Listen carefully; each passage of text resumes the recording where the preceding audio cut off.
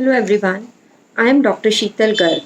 I am an Ayurvedic consultant and today my topic is Holistic Approach of Ayurveda for the Prevention and Management of Coronavirus.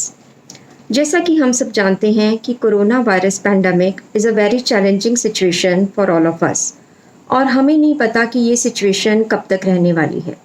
तो ऐसे में दो बातें बहुत ज़रूरी हैं, prevention and immunity. Aim of Ayurveda is स्वस्थस्य स्वास्थ्य रक्षणम और इसके लिए इम्यूनिटी को स्ट्रॉन्ग करना बहुत ज़रूरी है। अगर हम इम्यूनिटी की बात करते हैं तो जैसे कि हमें पता है कि जो कोरोना वायरस है वो हमारे बॉडी में हमारे नाक और मुंह के द्वारा ही एंटर होता है। तो ऐसे में आयुर्वेद में नस्य का विधान है।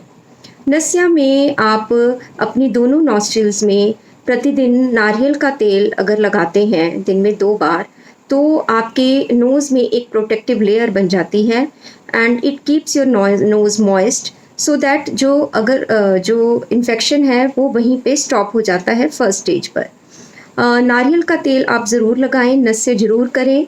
नारियल के तेल के अलावा आप देसी घी या बादाम रोगन का भी यूज़ कर सकते हैं और यदि किसी को एलर्जिक राइनाइटिस या साइनसाइटिस का प्रॉब्लम है तो उनके लिए षडबिंदु तेल या अणु तेल का भी वो प्रयोग कर सकते हैं। दूसरे नंबर पर आता है ऑयल पुलिंग। ऑयल पुलिंग यानी गंडूश, जिसमें क्या करना है, आपको 1 चम्मच कोई भी ऑयल, स्पेसिफिकली अगर वर्जिन कोकोनट ऑयल आप लेते हैं उसको अपने मुंह में 1 मिनट तक आप घुमाएं and then spit and rinse your mouth with warm water.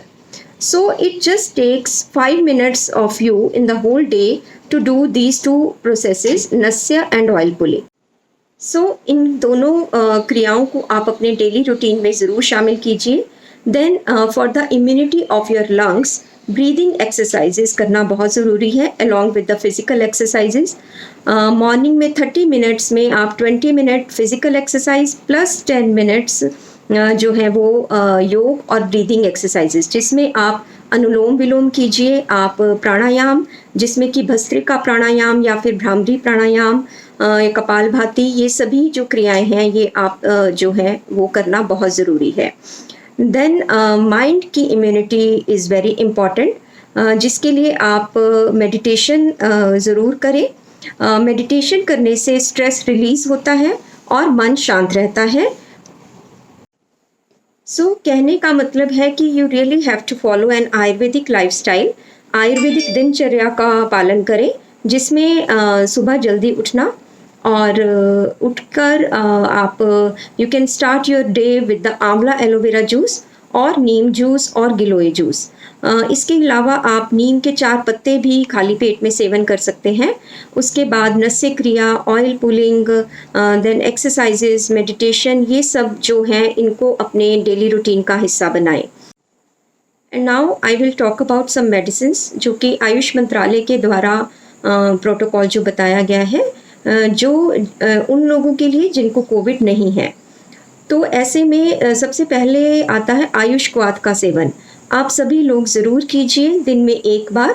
Ayush Kwath is readily available at all the ayurvedic shops in the form of dispersible tablet, in the form of churan, in the form of sachet.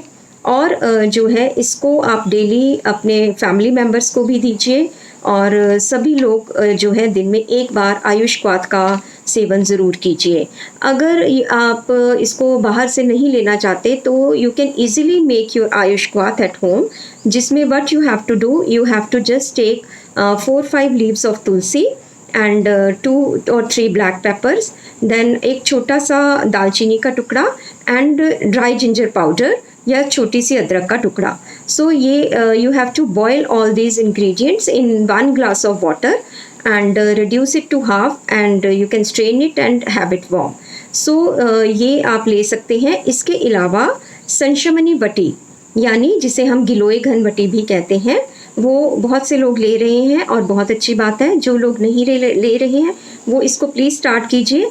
और संशमनी बटी 2 गोली सुबह, 2 गोली शाम को evening में जो है वो आप सभी जो हेल्दी लोग हैं वो भी ले सकते हैं, जिनको कोविड है वो भी, और पोस्ट कोविड पेशेंट्स भी इसका सेवन ज़रूर कीजिए। इसके अलावा फिर आता है च्यवनप्राश। च्यवनप्राश इज़ अ रसायन, it is a very good immune booster.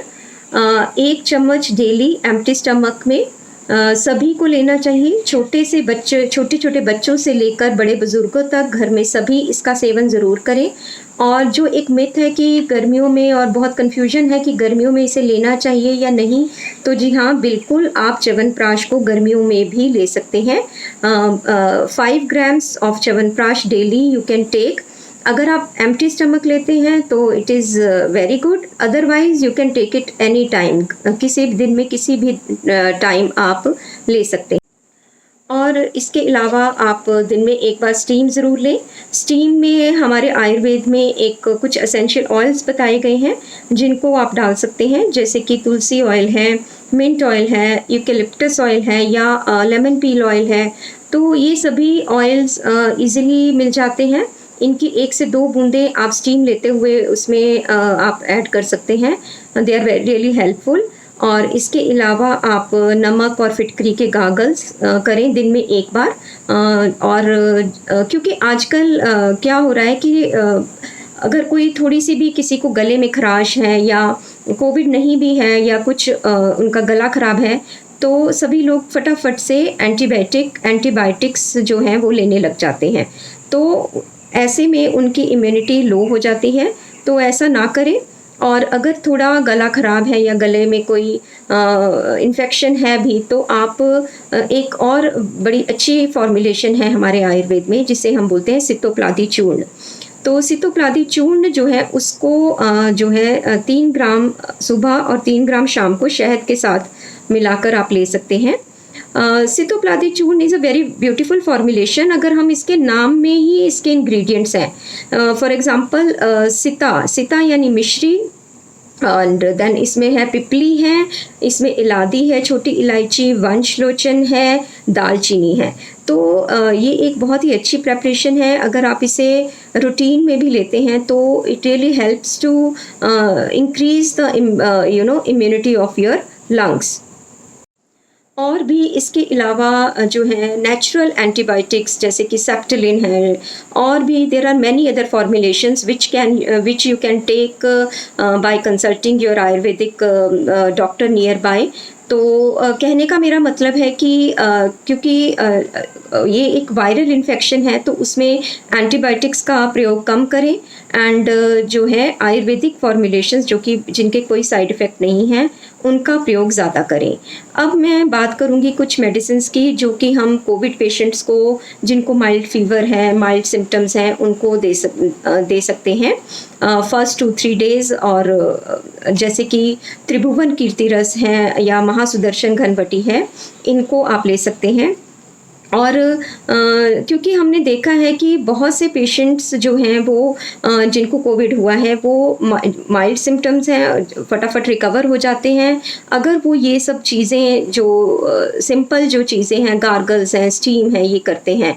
और अगर कुछ लोग तो बहुत एसिम्टोमेटिक भी हैं, वो फटाफट से रिकवर हो रहे हैं। लेकिन जिन लोगों को, जो एल्डरली पेशेंट्स हैं या जिनको कोई क्रॉनिक डिसीज़ है या बॉडी में इन्फ्लामेशन है, जैसे कि ओबेसिटी है या कार्डियोवैस्कुलर प्रॉब्लम है या फिर डायबिटीज़ है, बीपी है, लिवर किडनी प्रॉब्लम्स है, तो उन लोगों को ये वायरस जो है वो काफ़ी जानलेवा साबित हो रहा है ऐसे केसेस में। तो ऐसे में बहुत ज़रूरी है कि आप लोग डाइट का ध्यान रखें। अगर कोविड होता है तो फर्स्ट 3 डेज़ जो है आपने हल्का खाना खाना है। बिकॉज़ जो कोविड फीवर है उसको आयुर्वेद में क्योंकि हम आयुर्वेद में कहते हैं कि कोई भी जो प्रॉब्लम है उसमें वात, पित्त और कफ 3 दोषों का जब इम्बैलेंस होता है तभी कोई डिसीज़ होती है। तो कोविड फीवर को जो है वो सन्निपातक ज्वर या जीर्ण ज्वर माना गया है। सन्निपातक ज्वर का मतलब है कि इसमें तीनों दोष इम्बैलेंस हो जाते हैं। तो और मेनली जो है वो क्योंकि कफ होती है, लंग्स को अफेक्ट करता है, तो कफ दोष जो है वो ज़्यादा इसका प्रकोप होता है, इम्बैलेंस होता है। तो आयुर्वेद में जीर्ण ज्वर में लंघन का विधान है।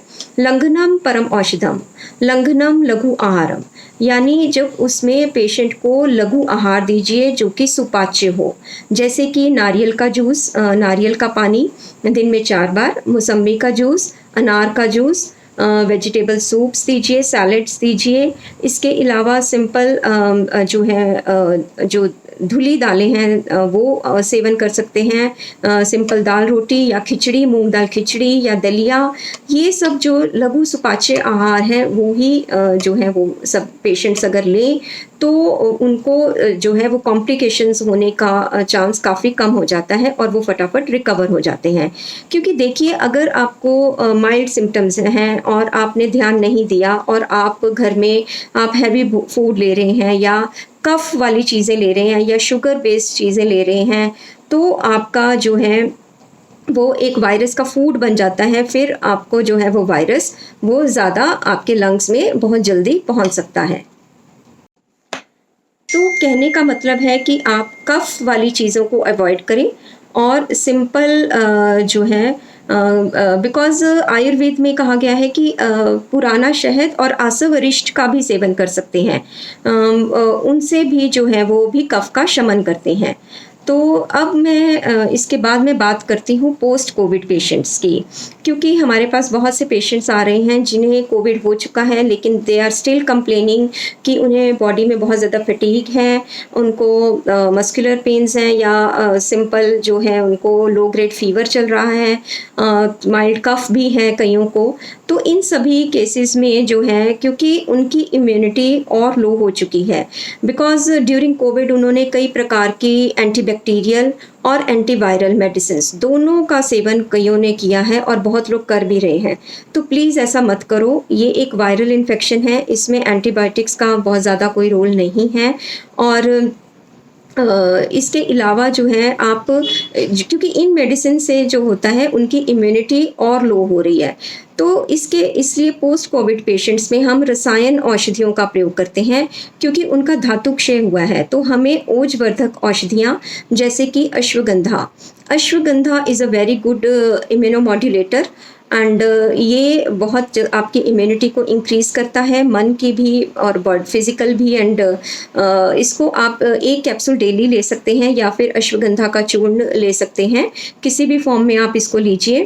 फिर शतावरी है हमारे पास, ब्राह्मी है, ये सब बहुत अच्छे रसायन फॉर्मुलेशंस हैं जिनका आप बाद में पोस्ट कोविड में यूज़ कर सकते हैं। इसके अलावा फिर करक्यूमिन का कैप्सूल आप ले सकते हैं या हल्दी को किसी फॉर्म में या दूध में आप लीजिए, because curcumin is having antibacterial and antiviral properties.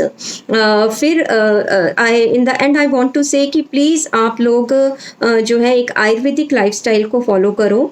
जो चीज़ें मैंने बताई हैं अपने डेली रूटीन में, हल्का खाना खाना, नस्य करना, जो है एक्सरसाइज करना, मेडिटेशन करना, ब्रीदिंग एक्सरसाइजेज, इनको अपने लाइफ का एक पार्ट बनाइए और सुबह जल्दी उठने की हैबिट डालिए जिससे आपके बॉडी में कफ का प्रकोप नहीं हो।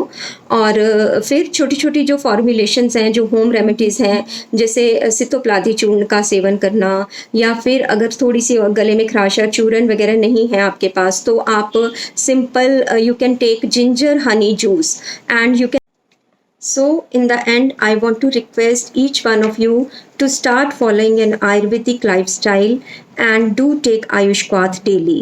And please feel free to ask as many questions regarding your health and COVID, and you can message me your questions. I will answer you, and please stay safe at your home and stay healthy. Namaskar.